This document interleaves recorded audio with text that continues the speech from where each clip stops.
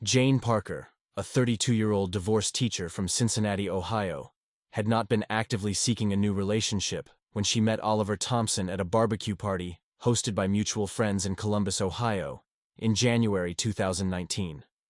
Oliver, a 45-year-old widowed welder, had lost his wife Roberta to breast cancer 3 years earlier, leaving him to raise their 16-year-old son Jason on his own.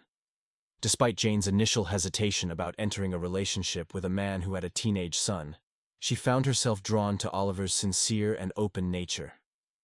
Oliver worked as a welder for a large construction company called Columbus Building Group, where he earned a stable income that allowed him to provide for his family's needs. He was known among his colleagues for his strong work ethic, reliability, and positive attitude, even in the face of personal adversity. His dedication to his job and his family had helped him navigate the challenges of single parenthood following his wife's passing. Jane, who had recently gone through a difficult divorce after discovering her husband Paul's infidelity, was focusing on rebuilding her life and career in Cincinnati. She had been teaching high school English for several years and was passionate about her work, finding fulfillment in helping her students develop their writing skills and critical thinking abilities.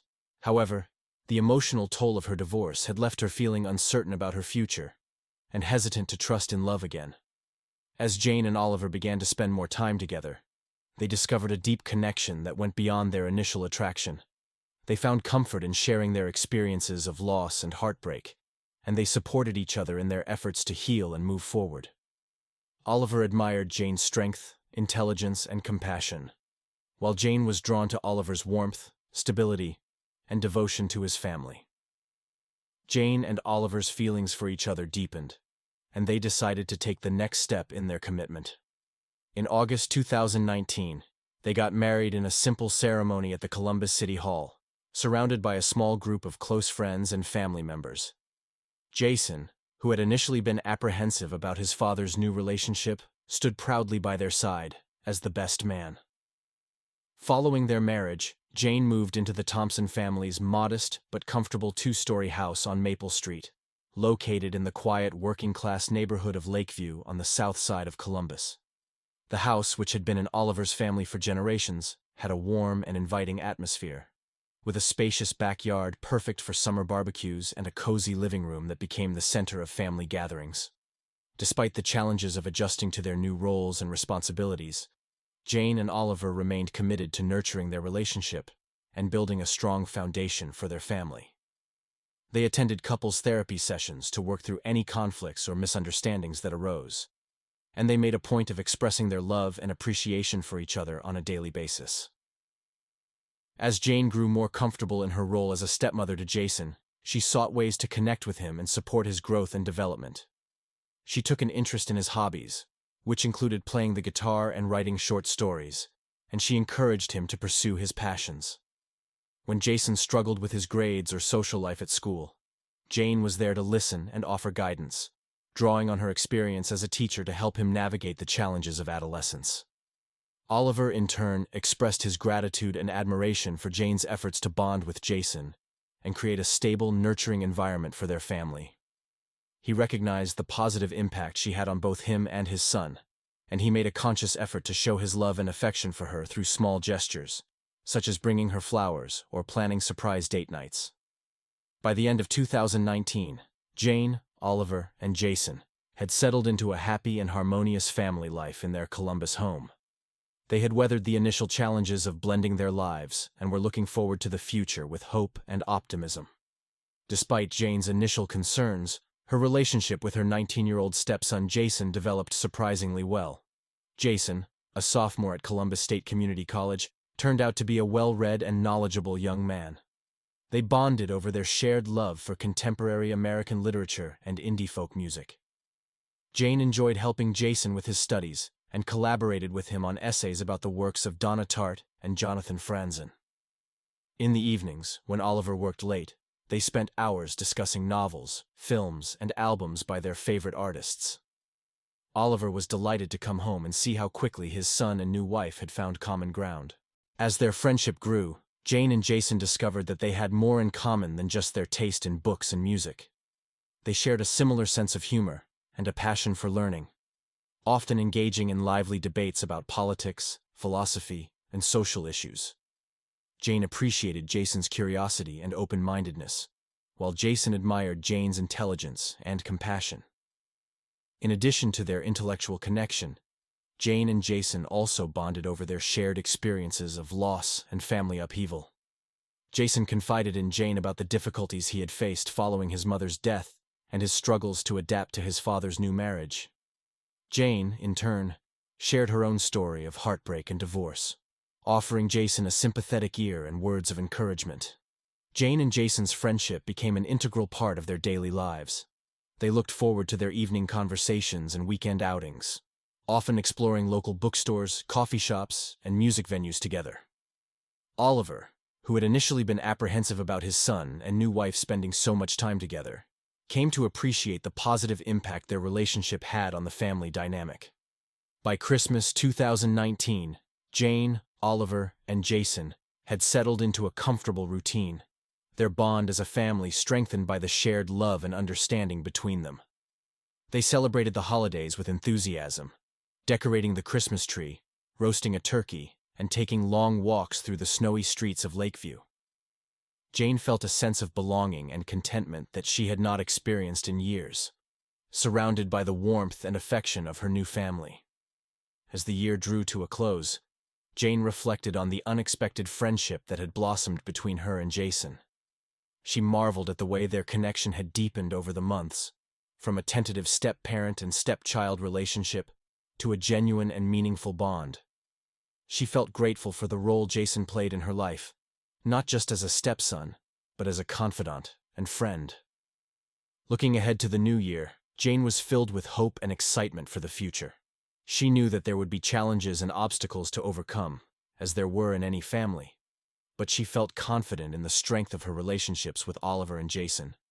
She looked forward to continuing to build their life together, one day at a time, and to facing whatever joys and sorrows lay ahead with the love and support of her family by her side. As the pandemic swept across the United States in the spring of 2020, the lives of the Thompson family underwent significant changes. Jason transitioned to remote learning at Columbus State Community College, attending classes and completing assignments from the comfort of his bedroom. Oliver, deemed an essential worker due to his role in the construction industry, continued to report to job sites daily, following strict safety protocols to minimize the risk of exposure. Jane, on the other hand, found herself in a more precarious position. With schools shuttered indefinitely, she was forced to take a temporary leave of absence from her teaching job, leaving her at home with Jason for extended periods. At first, Jane relished the opportunity to spend more quality time with her stepson, engaging in long conversations about literature, music, and the state of the world. However, as the weeks of isolation stretched on, Jane began to notice subtle changes in Jason's behavior toward her. He started leaving small gifts, such as flowers or handwritten notes, in places where she was sure to find them. He would often, accidentally, brush against her in the hallway, or let his hand linger on her shoulder a moment too long when reaching for a book on a high shelf. Initially, Jane dismissed these incidents as innocent gestures of affection, chalking them up to Jason's youth and the emotional upheaval of the pandemic. She was flattered by the attention and saw no harm in the occasional extra hug or late-night chat on the couch. After all, they had grown close over the past year, and she reasoned that it was only natural for Jason to seek comfort and connection during such uncertain times. Jason's compliments became more frequent and more intimate, often focusing on her appearance or the way she made him feel. He started finding excuses to spend time alone with her, offering to help with household chores or suggesting movie nights when Oliver was working late. At the same time, Jason began to express frustration with his father's long hours and perceived lack of attention to Jane's needs. He would make comments about how Oliver was too old and set in his ways to truly understand her, hinting that she deserved someone who could appreciate her youth and vitality. These remarks made Jane uncomfortable, but she brushed them off as the harmless musings of a confused teenage boy. As the spring progressed, however, the tension between Jane and Jason reached a breaking point. One evening in early May, while Oliver was away on an overnight job, Jason surprised Jane with a candlelit dinner and a heartfelt confession of his feelings for her. He told her that he had fallen in love with her. that he saw her as more than just a stepmother, and that he wanted to be with her in every way possible. Jane was stunned by the revelation, her mind reeling with a mixture of shock, confusion, and a shameful twinge of excitement. She knew that what Jason was proposing was wrong on every level, morally, ethically, and legally. He was her stepson, barely out of his teens, and the son of the man she had pledged her life to. The very thought of crossing that line filled her with revulsion and self-loathing. And yet, even as she stammered out a rejection of Jason's advances, Jane could not deny the spark of attraction that had been growing between them over the past few months.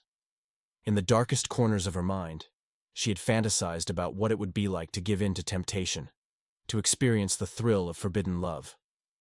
The intensity of Jason's gaze, the heat of his touch, the promise of something new and dangerous. It all called to her in a way that she could not fully understand or resist. As the summer of 2020 drew to a close, Oliver Thompson found himself working longer hours than ever before. In an effort to capitalize on the booming real estate market, his construction company had taken on a high-profile project building a luxury apartment complex called River Park Towers. With a tight deadline looming and the threat of early winter weather, Oliver and his crew were pushing themselves to the limit to complete the concrete work before the first freeze.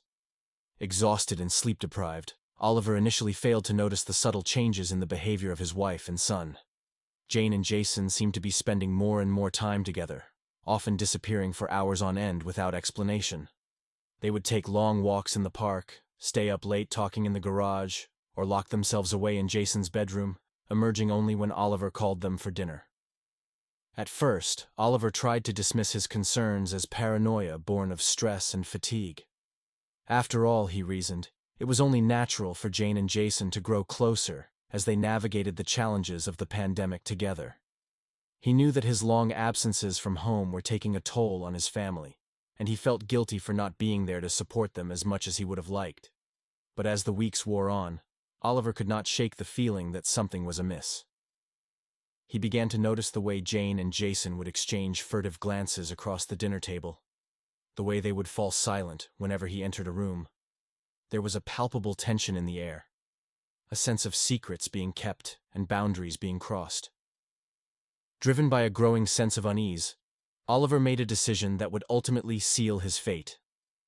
In early October, he purchased a set of miniature surveillance cameras from an electronics store and installed them in the garage and storage room on the first floor of the house. He told himself that he was being irrational, that he would review the footage and find nothing out of the ordinary, but deep down, he knew that he was hoping to catch Jane and Jason in the act of betrayal. For a week, the cameras recorded nothing but the mundane comings and goings of daily life. Oliver began to feel foolish for his suspicions, convinced that he had let his imagination run wild. But then, on the evening of October 14th, he reviewed the footage from the previous night and discovered a scene that shattered his world forever. There, on the small screen of his laptop, Oliver watched in horror as his wife and son engaged in a passionate act of lovemaking on the very workbench where he had taught Jason how to use his tools. For a moment, Oliver sat frozen in shock and disbelief, his mind struggling to process the enormity of what he had just witnessed. How could Jane, the woman he had loved and trusted for so long, betray him in such a vile and unforgivable way? How could Jason, the son he had raised and cherished, commit such a heinous act of betrayal against his own father? As the initial shock wore off, Oliver felt a tidal wave of emotions crashing over him. Rage, pain, disgust, and a deep soul-crushing sense of betrayal all fought for dominance in his heart. He wanted to scream, to lash out, to inflict the same kind of pain on Jane and Jason that they had inflicted on him. But even in his darkest hour, Oliver knew that he could not act on his impulses. He was a man of principle, a man who believed in justice and due process. He would not stoop to the level of his betrayers, would not sully his hands with their blood. Instead, Oliver made a decision that would set in motion a chain of events from which there could be no turning back. He copied the incriminating footage onto a flash drive and tucked it away in a safe place, determined to confront Jane and Jason with the evidence of their betrayal. On the morning of October 15th, 2020, Oliver left for his shift at the construction site as usual. but with a heavy heart and a sense of grim determination. He had resolved to return home early that day, to catch Jane and Jason in the act, and to banish them both from his life forever. On the evening of October 15, 2020, Oliver Thompson returned home earlier than usual, driven by suspicion and a desire to catch his wife and son off guard. As he made his way up to the second floor, he heard strange noises coming from Jason's bedroom. Oliver's heart raced as he approached the door and swung it open. His wife Jane and his son Jason were making love right in front of him. At that moment, Oliver's world collapsed. Blinded by rage and the pain of betrayal, he rushed at his lovers, cursing them. Jason, caught off guard, jumped out of bed in a panic. A furious scuffle ensued between father and son. Shocked and shaken by what she had witnessed, Jane tried to comprehend the full horror of what had transpired. Her husband Oliver lay dead on the floor, brutally murdered by his own son Jason in a fit of crazed jealousy. The nightmare she had thought unthinkable had become a reality. Jane felt numb, unable to process how her fleeting affair with her stepson had spiraled into such a tragedy. Her heart was torn apart by guilt and fear. How could she have allowed passion to cloud her judgment and lead to this bloody outcome? Meanwhile, Jason paced the room, clutching the bloody wrench in his hands. "What do we do now? The police will lock us up," he muttered in panic.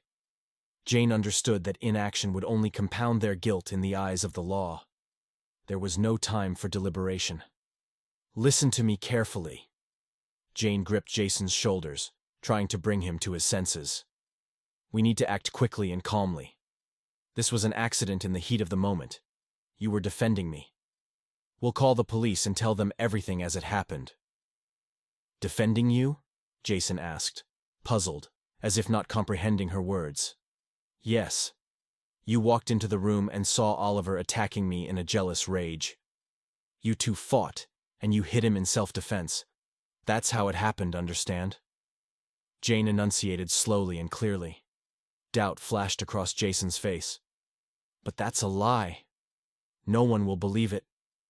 "They will. You're a minor. It was self-defense. We must stick to this version and say nothing more. Our lives depend on it," Jane said firmly. With a heavy sigh, she walked to the desk and picked up the phone to dial 911. She was facing the most difficult night of her life, a night when her composure and lies would determine their shared future. But deep down, Jane knew that no matter how hard they tried to conceal the truth, the burden of guilt would haunt them for the rest of their days. This murder had forever changed their lives and stained their souls with an indelible sin. In the ensuing silence, Jane listened to the dial tone, still in disbelief at the reality unfolding around her. From the moment she had entered Jason's room that evening, the world had crumbled. She had crossed a dangerous line, and there was no way back. Now she faced either salvation through lies or severe punishment for her actions. There was no third option. As the operator's voice crackled on the line, Jane took a deep breath and began to weave the fabricated tale that would seal their fate. With each word, she felt the weight of her deceit crushing her spirit, but she pressed on, knowing that the alternative was unthinkable. 911, what's your emergency?" the dispatcher asked. "My husband, he's been attacked. Please send help," Jane stammered, her voice trembling with feigned distress. "Ma'am, please stay calm. What's your address?" 1247 Maple Street, please hurry," Jane pleaded, glancing at Jason, who stood motionless, his face a mask of shock and disbelief. "An ambulance and police are on their way. Can you tell me what happened?"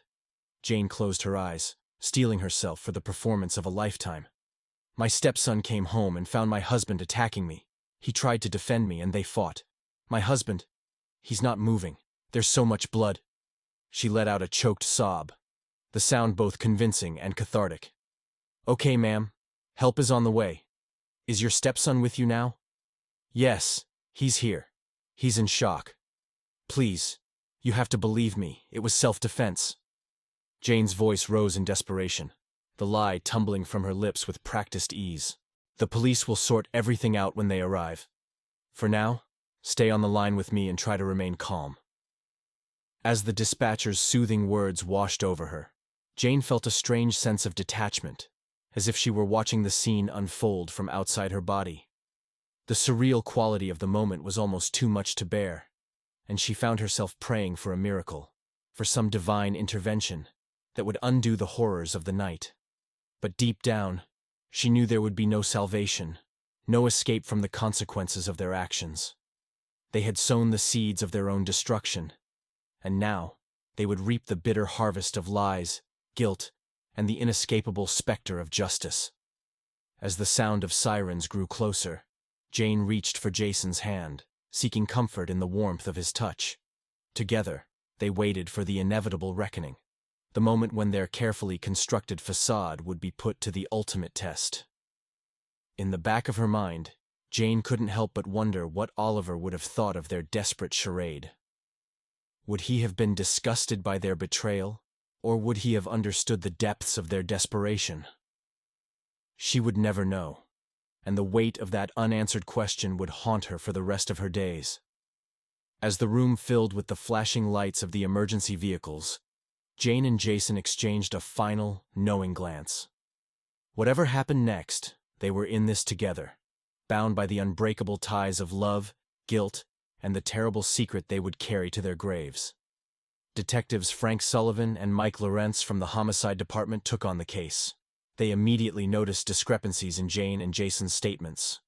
While interviewing Oliver's neighbors and colleagues, the detectives learned that tensions had been high in the Thompson family in recent months.